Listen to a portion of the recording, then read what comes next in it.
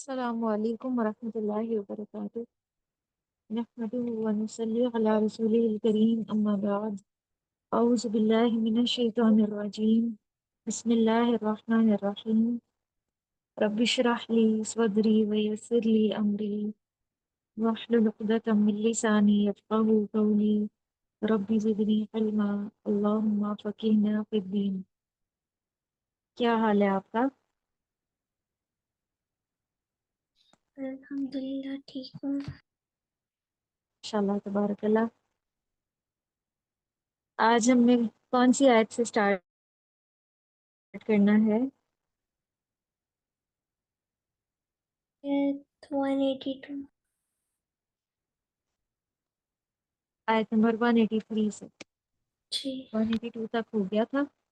آیت نمبر 183 میں روزوں سے متعلق کچھ احکامات ہیں، اور ان آیات میں جو ہے ظاہر ہے روزوں کا تعلق ایمان کے ساتھ ہے، تو اہل ایمان سے ہی خطاب ہے کہ یا ایھا الذین آمنو، اے لوگو جو ایمان لائے ہو، کتبہ لکھ دیے گئے ہیں تم پر، علیکم تم پر، علیکم الا اور کم کا مجموعہ ہے، الا حرف ہے اور کم جو ہے وہ ضمیر ہے، تم پر الصیام روزے، کتبہ کا مطلب ہے کہ فرض کر دیے گئے ہیں، لکھ دیے گئے ہیں کا مطلب ہے فرض کر دیے گئے ہیں، کما جیسا کہ کتبہ لکھ دیے گئے علی الذین اوپر ان لوگوں کے من قبلکم جو تم سے پہلے تھے۔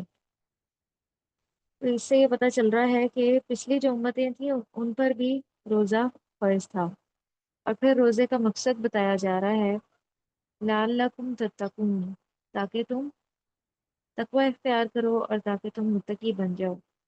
تو تقوی کیا ہوتا ہے؟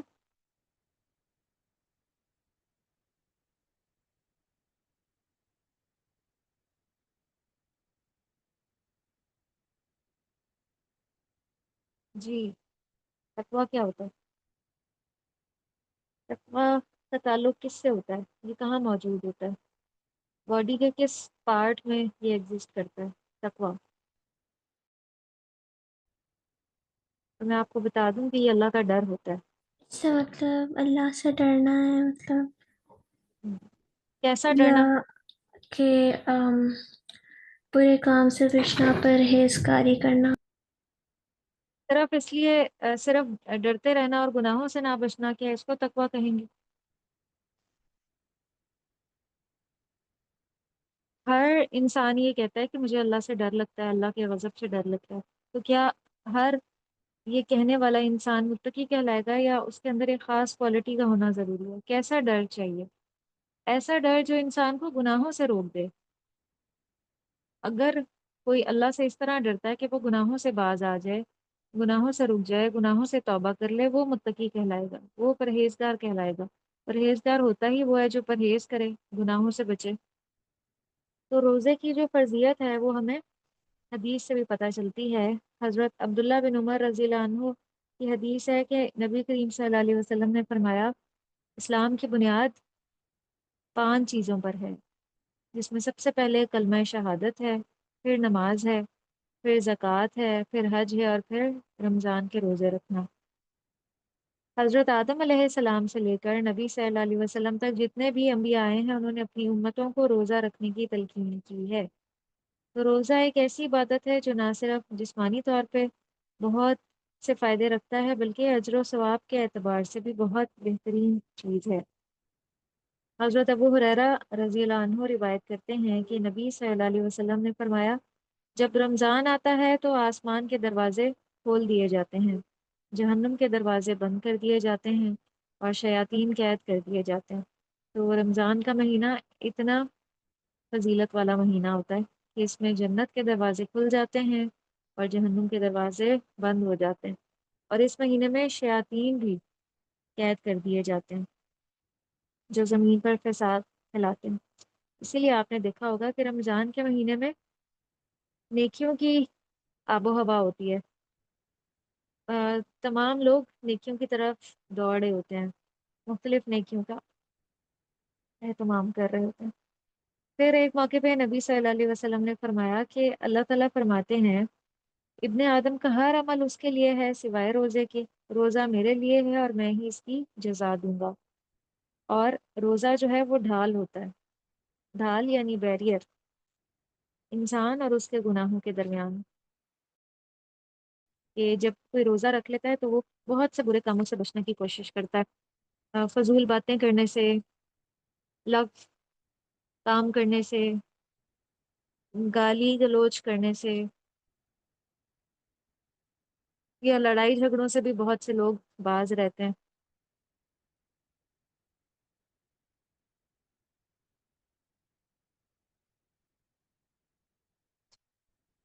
اور اگر کوئی شخص جان بوجھ کے رمضان کا روزہ نہ رکھے تو اس کے بارے میں بہت سخت وعید ہے۔ ایک بار نبی کریم صلی اللہ علیہ وسلم نے فرمایا کہ میں سویا ہوا تھا، میرے پاس دو آدمی آئے، انہوں نے مجھے بازوؤں سے پکڑا اور مجھے ایک مشکل چڑھائی والے پہاڑ پر لائے، اور دونوں نے کہا کہ اس پہاڑ پر چڑھیں۔ میں نے کہا کہ میں نہیں چڑھ سکتا۔ انہوں نے کہا کہ ہم آپ کے لیے سہولت پیدا کریں گے۔ بس میں چڑھ گیا، حتیٰ کہ میں پہاڑ کی چوٹی پہ پہنچ گیا جہاں میں نے شدید چیخ و پکار کی آوازیں سنی۔ میں نے پوچھا کہ یہ آوازیں کیسی ہیں؟ انہوں نے بتایا کہ یہ جہنمیوں کی چیخ و پکار ہے۔ پھر وہ میرے ساتھ آگے بڑھے جہاں میں نے کچھ لوگ الٹے لٹکے ہوئے دیکھے جن کے منہ کو چیرا گیا تھا، جن سے خون بہہ رہا تھا۔ استغفر اللہ۔ میں نے پوچھا یہ کون لوگ ہیں؟ تو انہوں نے جواب دیا کہ یہ وہ لوگ ہیں جو روزہ وقت سے پہلے افطار کر لیا کرتے تھے، یا روزہ نہیں رکھتے تھے، جان بوجھ کے روزہ نہیں رکھتے تھے، یا روزہ توڑ دیتے تھے۔ جتنے لوگ ہیں وہ سب اس میں آ جائیں گے۔ تو اس میں ایک بہت بڑی وعید ہے ان لوگوں کے لیے جو روزہ نہ رکھیں یا روزہ توڑ دیں۔ تو رمضان کا ایک روزہ بھی بغیر عذر کے نہیں چھوڑا جا سکتا۔ عذر کیا ہو سکتا ہے؟ جیسے حیض اور پیریڈز ایک بہت بڑا عذر ہے روزہ چھوڑنے کا۔ پھر اسی طرح اگر کوئی شدید بیماری کی حالت میں ہو کہ اس کو لگے کہ اگر میں نے روزہ رکھا تو میرے مرض میں اضافہ ہو جائے گا، وہ بھی روزہ چھوڑ سکتا ہے، لیکن پھر اس کو بعد میں قضا دینی ہوگی دونوں کو۔ اور روزے کا یہاں مقصد بھی بتایا جا رہا ہے تاکہ تمہارے اندر تقوی پیدا ہو۔ تو تقوی جو ہے انسان کو دنیا میں برائیوں سے محفوظ رکھتا ہے، اور روزہ جو ہے وہ بھی دیکھیں کہ جب انسان روزہ رکھ لیتا ہے نا تو وہ بہت سے غلط کام چھوڑ دیتا ہے، تو اس لیے روزہ انسان کو متقی بناتا ہے۔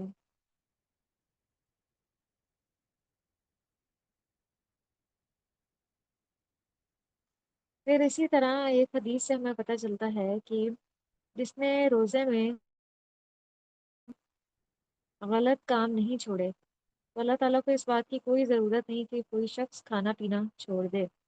مراد یہ ہے کہ اگر کوئی روزہ تو رکھ لیتا ہے لیکن اس میں وہ نہ نماز پڑھتا ہے نہ برے کام چھوڑتا ہے، ایسے ہی سارے برے کام جاری رکھتا ہے، جھوٹ، غیبت اور لڑائی جھگڑا، تو اس کو اس روزے کا اجر و ثواب نہیں ملتا، یا اس کے اجر و ثواب میں کمی واقع ہو جاتی ہے، کیونکہ روزے کا مقصد ہی یہ ہے کہ انسان پھر برے کاموں سے بچ کر رہے۔ تو روزہ جو ہے آخرت میں انسان کو برے انجام سے بچائے گا، کیونکہ روزہ ڈھال ہے۔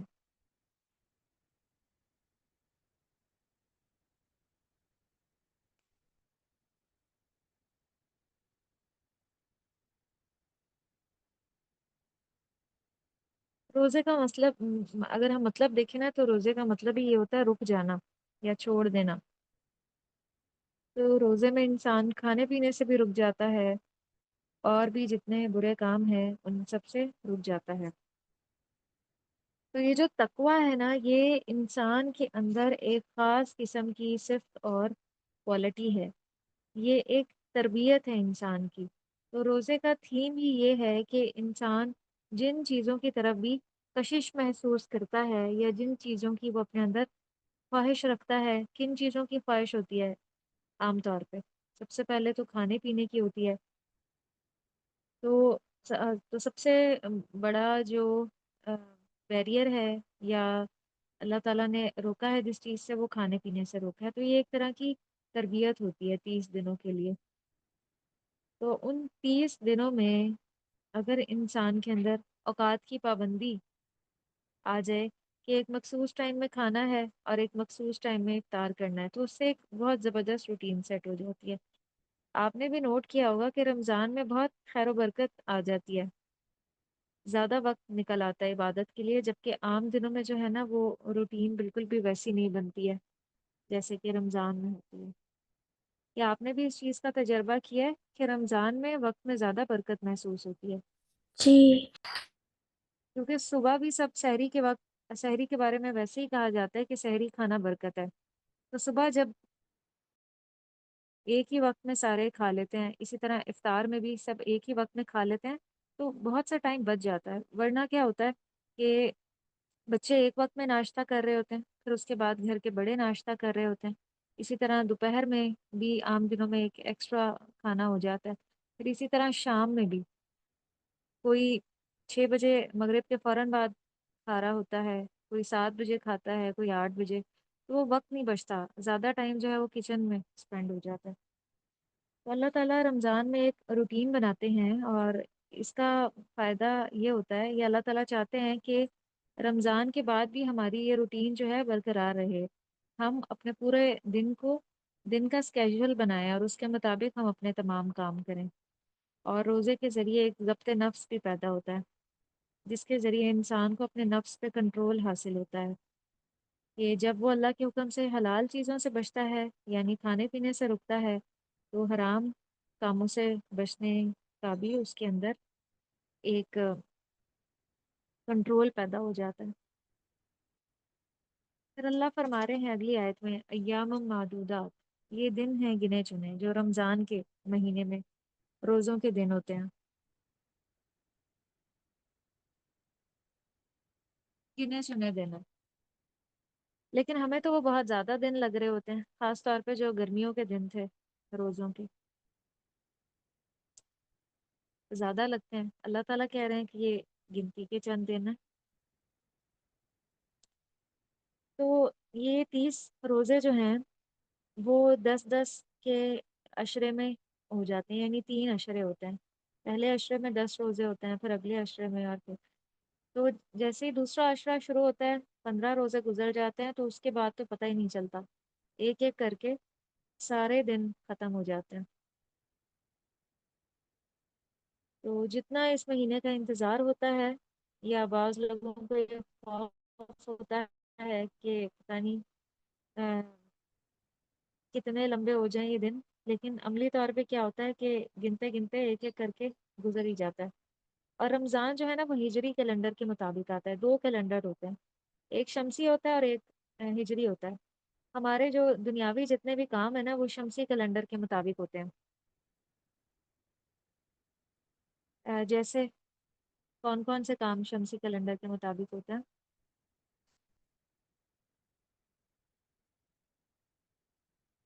جی، کون ویک سے کام؟ ڈیز اور ویکینڈ۔ ہم، جی، اور نمازوں کے اوقات جو ہیں وہ کس کیلنڈر کے مطابق ہوتے ہیں؟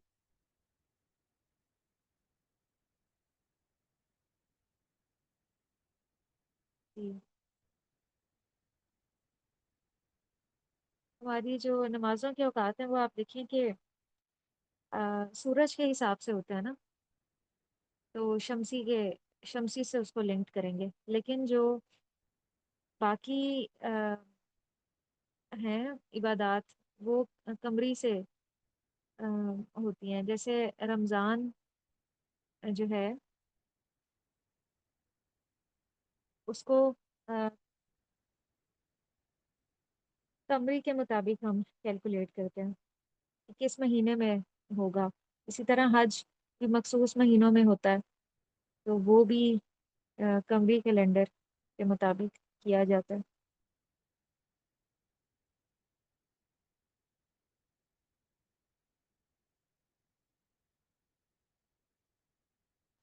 اور یہ بھی دیکھیں کہ اللہ تعالیٰ کی یہ رحمت ہے کہ پورے سال میں صرف ایک مہینہ روزے رکھنے ہوتے ہیں۔ آپ ذرا امیجن کریں، جس طرح ہمارے ہاں ہوتا ہے کہ 11 مہینے ہم کام کرتے ہیں، اور اس میں اگر ہم ہالیڈیز کو نکالیں تو وہ تقریباً ایک مہینے کی بنتی ہیں۔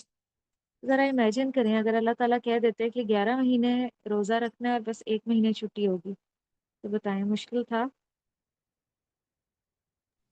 جی بہت مشکل تھا، 11 مہینے روزے رکھتے، تو یہ تو بہت اللہ تعالیٰ کی رحمت ہے کہ صرف پورے سال میں ایک مہینہ آتا ہے، اور وہ بھی اللہ کہہ رہے ہیں کہ ایام معدودات، گنتی کے چند دن ہیں جو ایسے ہی گزر جائیں گے۔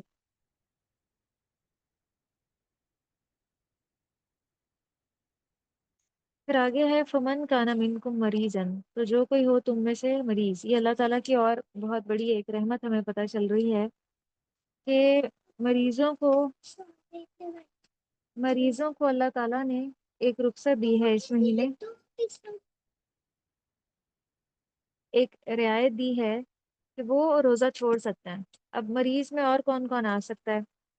حیض والی خواتین جن کو پیریڈز آتے ہوں، اور نفاس جو ہے کہا آ، وہ خواتین جن کے بچہ پیدا ہو تو اس کے بعد ان کو 40 ڈیز کے لیے جو بلڈ آتا ہے اس کو نفاس کہا جاتا ہے، تو ایسی خواتین بھی روزہ نہیں رکھیں گی۔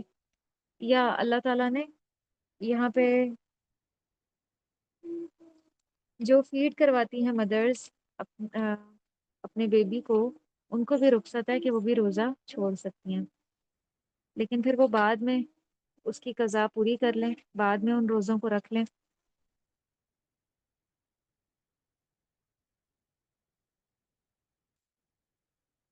لیکن کس شرط کے ساتھ چھوڑا جا سکتا ہے؟ فعدتم من ایام اخر، تو گنتی پوری کرنا ہے دوسرے دنوں میں۔ اگر کوئی مریض یا مسافر بھی روزہ چھوڑ سکتا ہے، اگر کسی نے سفر پہ نکلنا ہے اگلے دن، بے شک اس کا سفر بہت آسان ہو، لیکن پھر بھی اس کو ایک رخصت ہے کہ وہ روزہ چھوڑ سکتا ہے، کیونکہ سفر میں عام طور پہ روٹین جو ہے وہ چینج ہو جاتی ہے، کئی طرح کی مشکلات راستے میں ہو سکتی ہیں، تو اس لیے جو ہے بہت سے لوگ جب سفر کرتے ہیں نا تو ان کی طبیعت چینج ہو جاتی ہے، ان کی طبیعت کچھ خراب ہو جاتی ہے، تو اس لیے جو ہے نا یہ ایک رخصت دی گئی ہے کہ مسافر بھی روزہ چھوڑ سکتا ہے، لیکن پھر دوسرے دنوں میں اس کی گنتی پوری کر لیں۔ اس کے بارے میں ایک حدیث بھی ہمیں پتہ چلتی ہے کہ حضرت جابر بن عبداللہ فرماتے ہیں کہ نبی صلی اللہ علیہ وسلم نے دوران سفر لوگوں کا ایک ہجوم دیکھا، لوگ ایک آدمی پر سایہ کیے ہوئے تھے، تو نبی صلی اللہ علیہ وسلم نے پوچھا کہ کیا بات ہے؟ لوگوں نے عرض کیا کہ یہ روزے دار ہے۔ آپ نے فرمایا کہ دوران سفر روزہ نیکی نہیں ہے، دوران سفر روزہ رکھنا نیکی نہیں ہے، تو جب اللہ تعالیٰ نے ایک رخصت دی ہوئی ہے تو اس سے فائدہ اٹھانا چاہیے، لیکن اگر مسافر کو لگتا ہے کہ وہ اپنا روزہ مکمل کر لے گا سفر میں تو وہ روزہ رکھ سکتا ہے، لیکن اگر اسے ہر انسان کو اپنی طبیعت کا زیادہ بہتر طور پہ پتہ ہوتا ہے، اگر اسے یہ لگے کہ میں روزہ مکمل نہیں کر پاؤں گی، میرے لیے دشوار ہو جائے گا، تو وہ روزہ چھوڑ سکتی ہے، تو صحابہ کرام نے دونوں طرح سے عمل کیا ہے، اور اللہ تعالیٰ کو یہ بات بہت پسند ہے کہ اللہ کی دی ہوئی دین میں رخصتوں سے فائدہ اٹھایا جائے۔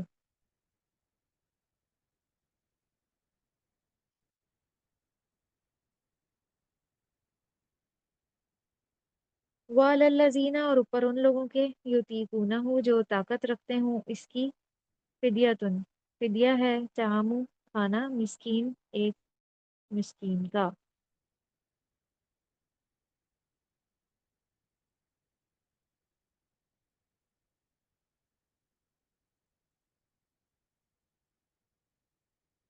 یعنی جو لوگ روزہ نہ رکھ سکتے ہوں تو وہ کیا ہے، وہ پھر اس کا فدیہ دے دیں۔ کچھ مستقل بیمار ہوتے ہیں، اور ان کو یہ پتہ ہوتا ہے کہ وہ صحت یاب نہیں ہو سکیں گے، بعد میں بھی نہیں رکھ سکیں گے، جیسے کچھ شوگر کے بھی پیشنٹس ایسے ہوتے ہیں کہ ان کی شوگر دوپہر کو بہت لو ہو جاتی ہے، تو وہ پھر ایسے میں ان کے لیے روزے کو مکمل کرنا مشکل ہوتا ہے، یا اور بھی کئی ایسے دائمی مریض ہوتے ہیں جو کسی بہت بڑی بیماری میں مبتلا ہوتے ہیں، تو اس لیے وہ پھر کیا کریں، وہ روزے چھوڑ کے ایک روزے کے بدلے ایک مسکین کو کھانا کھلا دیں، یہ روزے کا فدیہ ہے روزہ چھوڑنے کا۔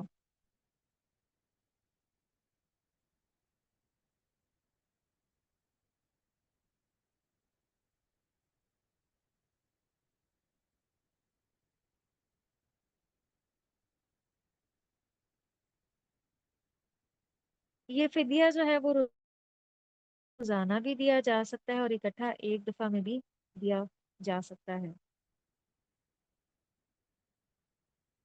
फिर आगे है फमन ततव्वा, तो जो कोई खुशी से करे, खैरन कोई नेकी, फहुआ तो वो खैरुल्लहु बेहतर है उसके लिए।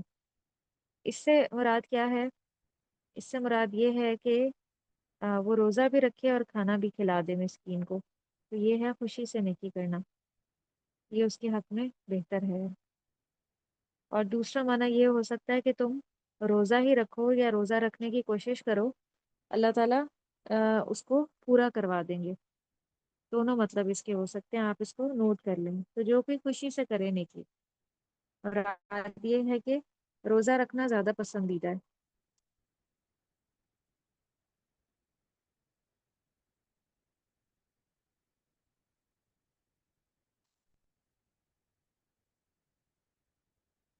वन तसूमो, और ये कि तुम रोज़ा रखो, खैरुल्लकुम बेहतर है तुम्हारे लिए, इन कुंतुम तालमून अगर हो तुम जानते।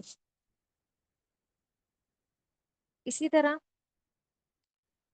अगर कोई खुशी से करे कोई नेकी, वो बेहतर है उसके लिए। यहाँ से ये भी मुराद लिया जा सकता है कि किसी मिस्कीन को एक वक्त की बजाय दो वक्त का खाना खिला दिया जाए, तो ये भी क्या है, नेकी का काम है और इंसान को इससे फायदा पहुंचेगा।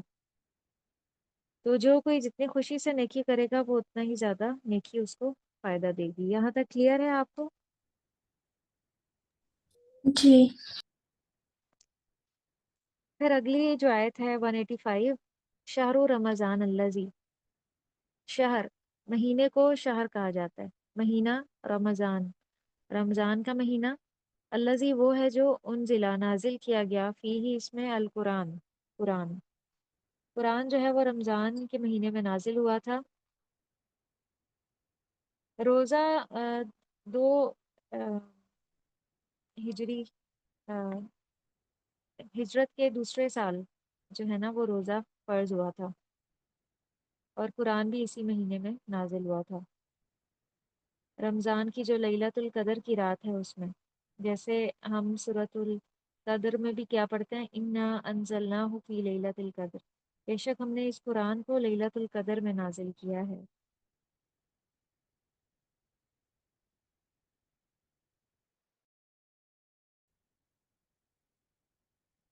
तो इसमें कुरान में क्या है, हुदल लिन्नास, लोगों के लिए हदायत है, वो बेयिनात, और रोशन निशानियां हैं, मिनल हुदा, हदायत में से।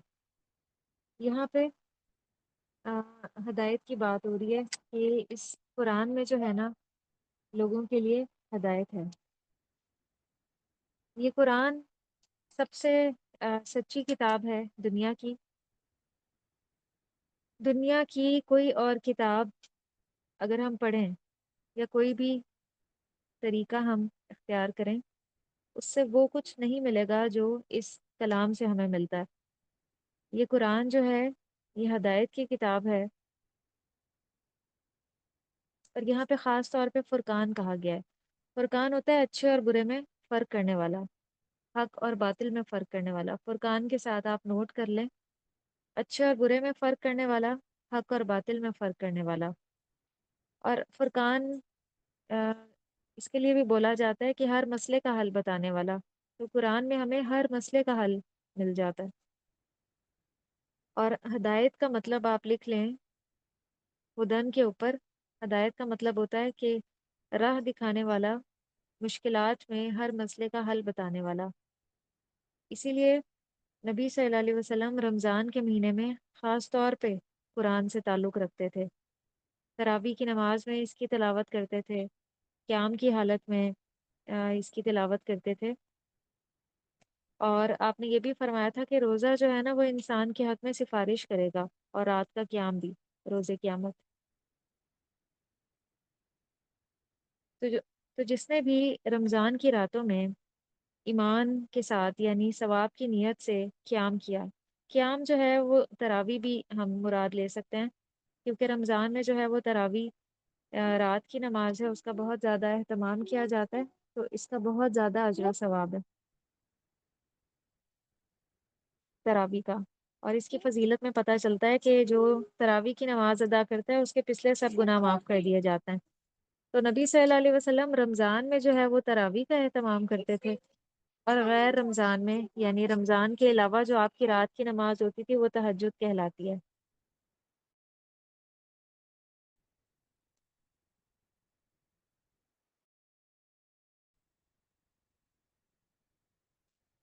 پھر آیت کا اگلا حصہ ہے فمن شاہدہ منکم الشہرہ، تو جو کوئی پائے تم میں سے اس مہینے کو، فلیسم، بس چاہیے کہ وہ روزہ رکھے۔ جو بھی اس مہینے کو پائے اسے اس مہینے کے روزے رکھنے چاہیے۔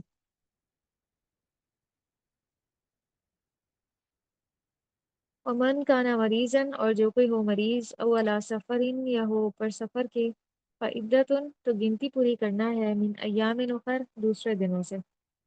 تو جو بیمار ہو یا مسافر ہو وہ روزہ چھوڑ سکتا ہے، لیکن وہ بعد میں اس کی قضا دے گا۔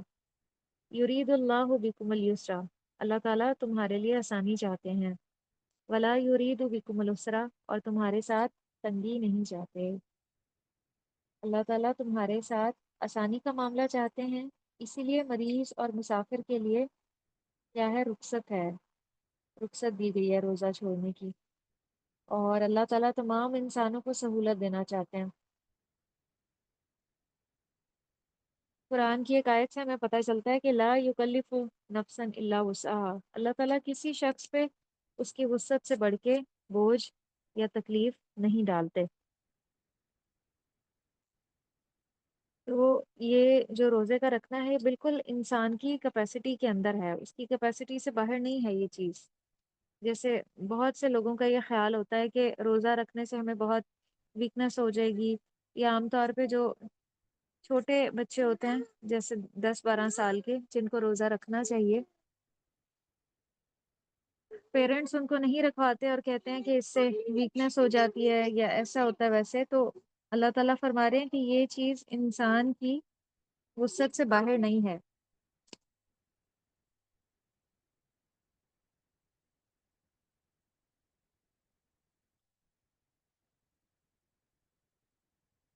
اچھا، حضرت عائشہ رضی اللہ عنہ فرماتی ہیں کہ یہ جو میں نے ابھی آپ کو بتایا نا کہ آسانی والی بات، تو نبی کریم صلی اللہ علیہ وسلم کا طریقہ یہ ہوتا تھا کہ جب آپ کو دو باتوں کا اختیار دیا جاتا تو آپ اس میں سے آسان بات کو اختیار کرتے تھے۔ اگر کسی جگہ پر جانے کے لیے دو راستے ہوتے، دو ذرائع ہوتے، تو آپ وہ اختیار کرتے جو آسان ہوتا۔ مگر مثلاً اگر آپشن یہ ہوتی کہ پیدل جائیں یا سواری پر، تو آپ سواری پر جانا پریفر کرتے۔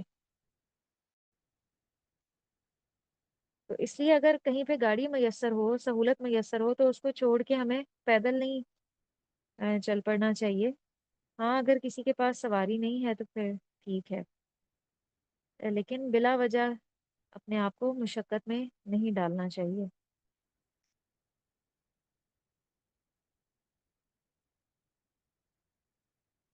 اسی طرح اگر ہمیں کہیں پہ دو آپشنز مل رہے ہیں کہ جہاز سے بھی جا سکتے ہیں اور ٹرین سے بھی جا سکتے ہیں، ہم دونوں افورڈ کر سکتے ہیں، تو جہاز سے جانا جو ہے وہ گناہ کا کام نہیں ہے،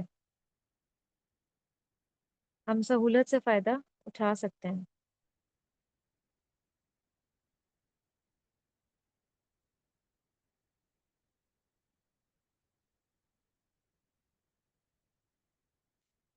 اسی لیے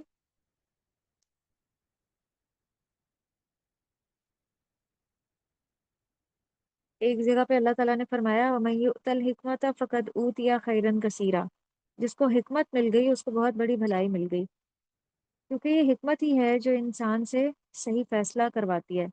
اور ہمیں اللہ سے حکمت کی دعا بھی کرنی چاہیے، جیسے ابھی میں نے بتایا کہ اگر دو آپشنز مل رہے ہوں اس میں سے ہم نے کون سا چوز کرنا ہے، کس میں ہمارے لیے آسانی ہے، کس میں ہمارے لیے سہولت ہے، یا کس میں ہمارے لیے زیادہ اجر و ثواب ہے، یہ ڈیسیژن انسان کیسے کر سکتا ہے؟ وہ انسان کر سکتا ہے جس کو اللہ تعالیٰ حکمت دے دیں کہ وہ درست صحیح وقت پہ صحیح فیصلہ کرے۔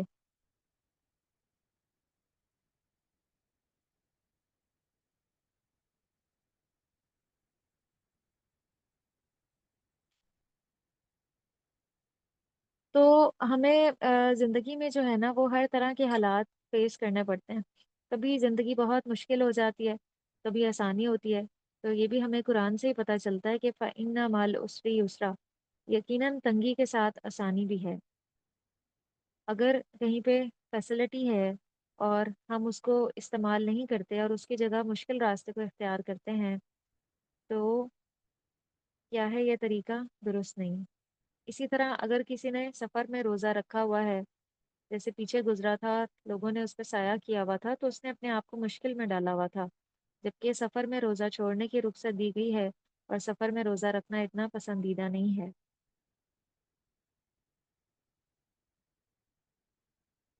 تو ہمیں جو ہے بھاگ دوڑ یقیناً کرنی ہوگی نیکی کے راستے میں، لیکن اس کے لیے حکمت بہت ضروری ہے کہ کہاں مجھے کیا کرنا چاہیے، کس وقت کو کیسے استعمال کرنا چاہیے۔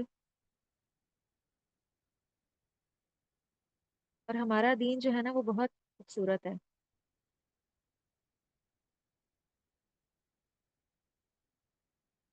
ہمیں اس دین کو اچھے سے پریزنٹ کرنا چاہیے لوگوں کو۔ پھر آگے ہے ولی تکمل العدتا، اور تاکہ تم مکمل کرو گنتی کو۔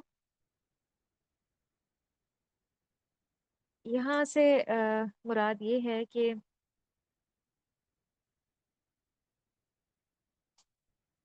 جو روزوں کی گنتی ہے اس کو پورا کرنا ہے۔ جتنے بسا اوقات روزے 29 ڈیز کے ہوتے ہیں اور بسا اوقات 30 ڈیز کے ہوتے ہیں، تو جو جس ملک میں رہتا ہے وہ اپنے ملک کے حساب سے روزوں کی گنتی کو پورا کرے گا۔ ولی تکبر اللہ، اور تاکہ تم بڑائی بیان کرو اللہ کی، علی ما ہداکم، اوپر اس کے جو اس نے ہدایت دی تمہیں، ولعلکم تشکرون، اور تاکہ تم شکر ادا کرو۔ تو یہاں پہ چار باتیں بتائی گئی ہیں۔ سب سے پہلی یہ کہ تم گنتی پوری کرو، دوسرا یہ کہ اللہ کی بڑائی اور بزرگی بیان کرو، اور پھر دیکھیں کہ عید کے دن ہم لوگ تکبیرات پڑھتے ہیں، تو یہ اللہ کی بڑائی بیان کرنا ہے عید کے موقع پہ۔ عید کی صبح جو ہے وہ عید گاہ جاتے ہوئے تکبیریں پڑھی جاتی ہیں، خاص طور پہ اللہ کا ذکر تکبیر کے ساتھ بلند کیا جاتا ہے۔ اور یہ بھی ہے کہ روزہ اس لیے نہیں ہے کہ انسان کے اندر تکبر پیدا ہو جائے اور وہ اپنی ہی بڑائی خود کرنا شروع ہو جائے، بلکہ اللہ کی بڑائی بیان کرنی چاہیے۔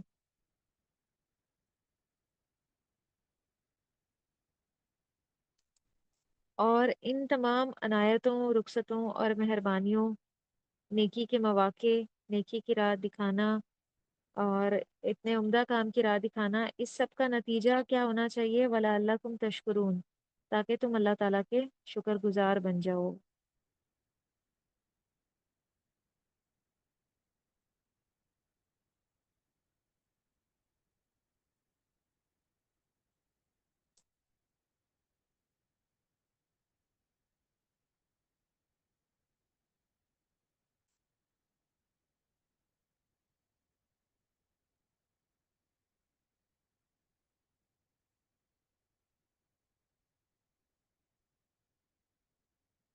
یہاں پہ ایک چھوٹا سا واقعہ ہے کہ روزہ رکھنے میں اللہ کی بڑائی کیا ہے اور اس کا شکر کیسے ادا کیا جائے۔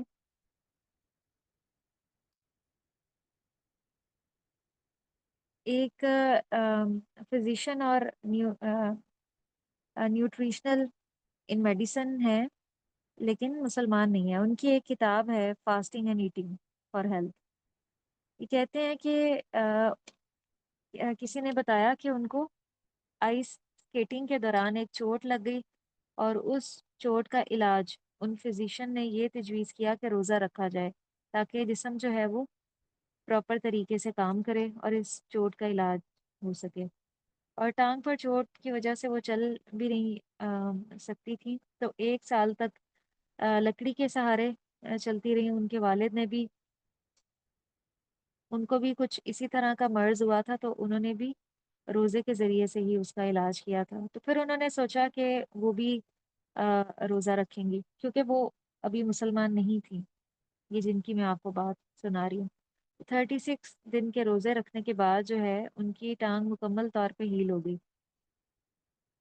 ان کی ٹانگ کے اندر جو کیلشیم ڈپازٹس تھے وہ ری ایبزارب ہو گئے، یعنی دوبارہ جسم کے اندر جذب ہو गए।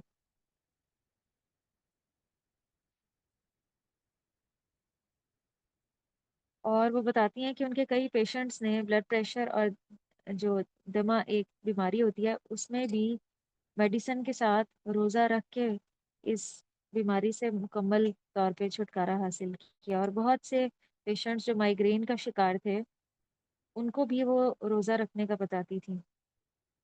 और रोज़ा जो है वो जिस्म के स्ट्रेस को भी हटा देता है, क्योंकि रोज़े के दौरान जो है ना हमारा जिस्म हीलिंग करता है,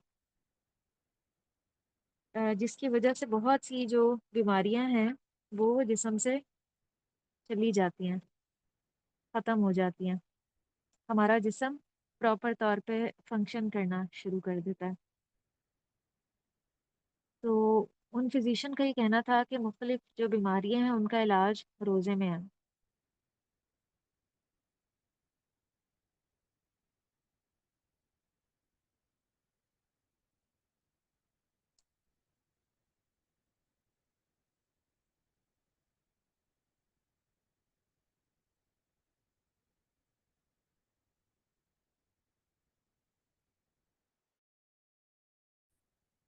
क्लियर है आपको यहाँ तक? जी जी। हमने ग्रामर का कहाँ तक पढ़ लिया था?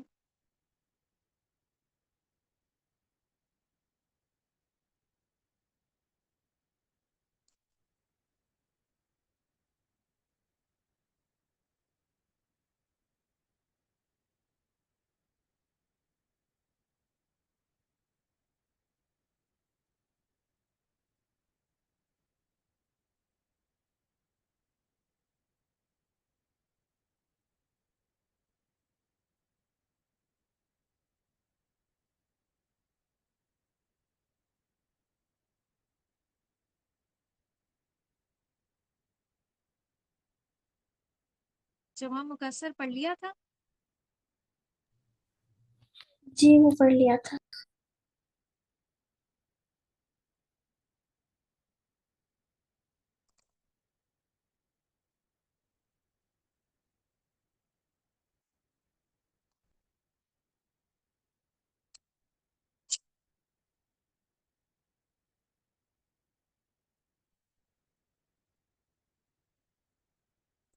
जमा मुकस्सर मुज़क्कर और मुअन्नस अस्मा का एराब,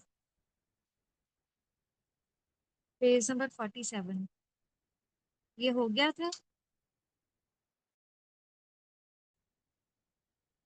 नहीं ये नहीं हुआ था।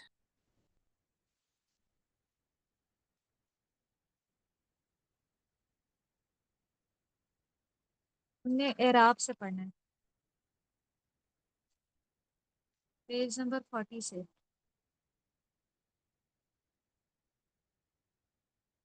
एराब, एराब के लफ्जी माना है अरबी बनाना।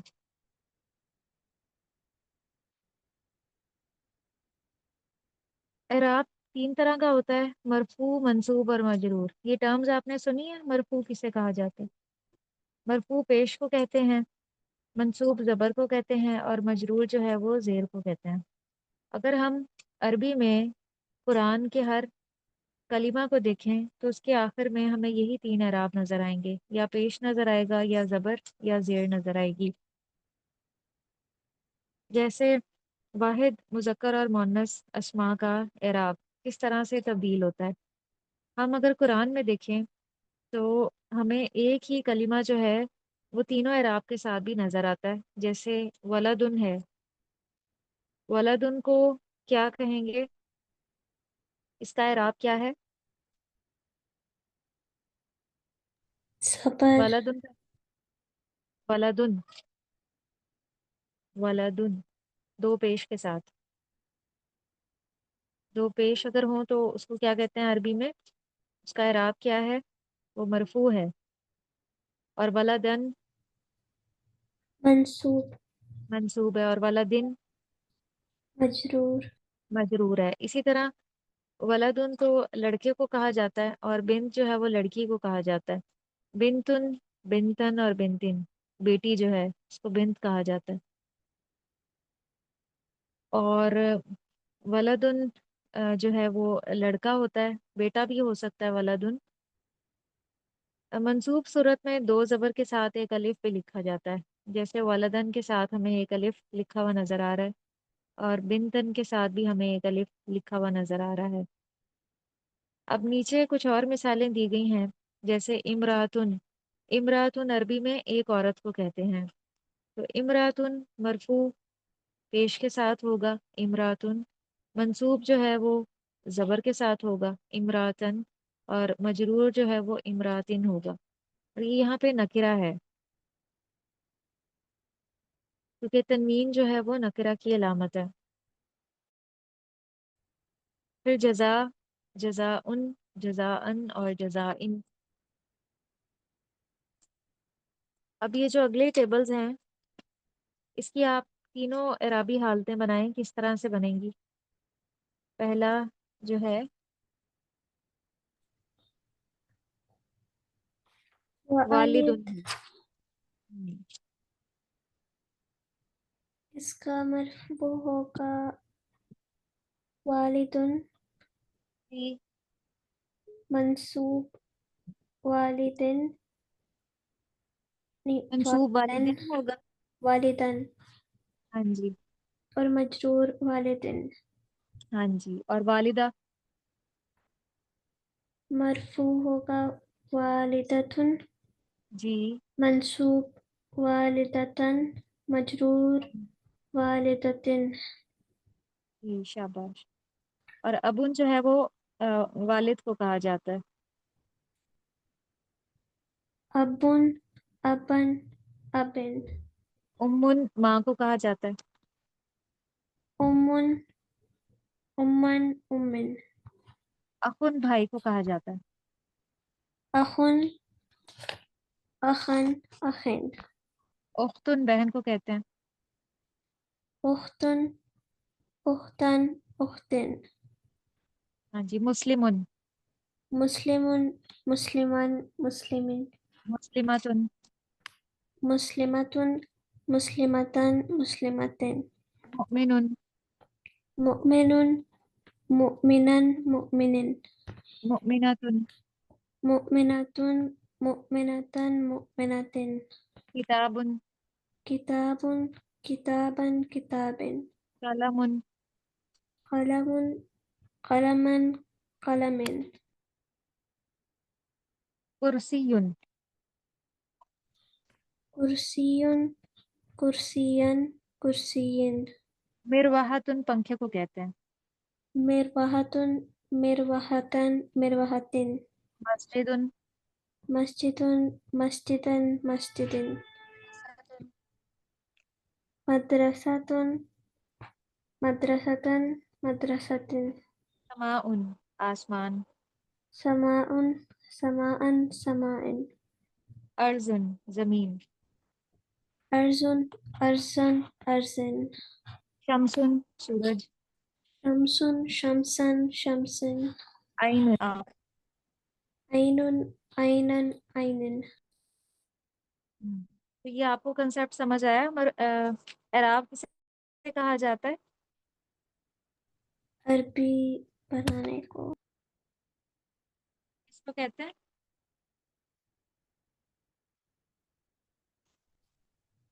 اعراب، اسم کے آخر میں ہونے والی تبدیلی کو کہا جاتا ہے، اور اس کی کون سی تین اقسام ہیں؟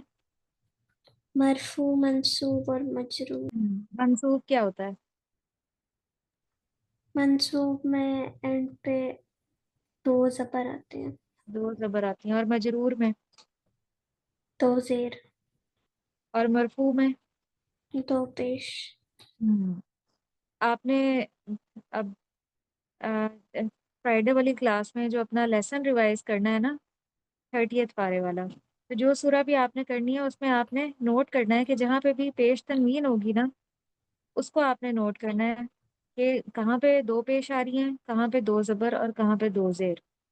آپ نے ان مثالوں کو اپنے پاس اپنے ذہن میں رکھنا ہے، تو جب آپ سورہ سنائیں گی اس کے بعد میں آپ سے پوچھوں گی کہ آپ نے کون کون سی اسماء یعنی کون کون سے اسم کا جائزہ لیا جو مرفوع تھے، منصوب تھے یا مجرور تھے۔